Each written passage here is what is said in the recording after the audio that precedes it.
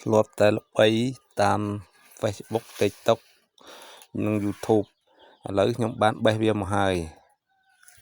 បាទជំរាបសួរពុកម៉ែបងប្អូនស្គាល់ផ្កានេះដែរទេនេះជាផ្កាថ្ងាន់ក្រៅពីមានសម្រស់ដ៏ស្រស់ស្អាតផ្កាថ្ងាន់ក៏ជាមុខម្ហូបដ៏មានឱជារសឈ្ងុយឆ្ងាញ់ពិសាផងដែរ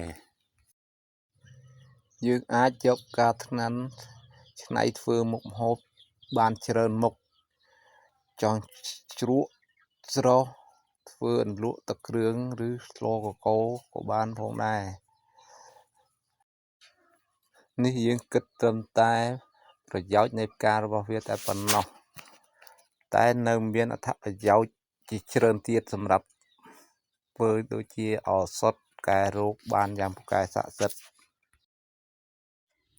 បាទសូមអភ័យទោសរាល់ការពណ៌នាទៅរៀងអាក់ល្អួលខ្ញុំមិនសូវពូកែខាងនិយាយ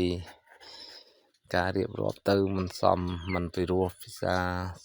សូមអភ័យទោសដល់បងប្អូនពុកម៉ែទាំងអស់គ្នាកុំប្រកាន់អី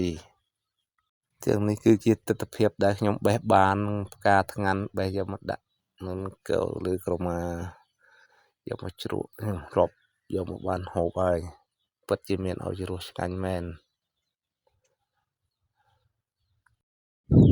នេះគ្រាន់ជាផ្នែកមួយដែលខ្ញុំ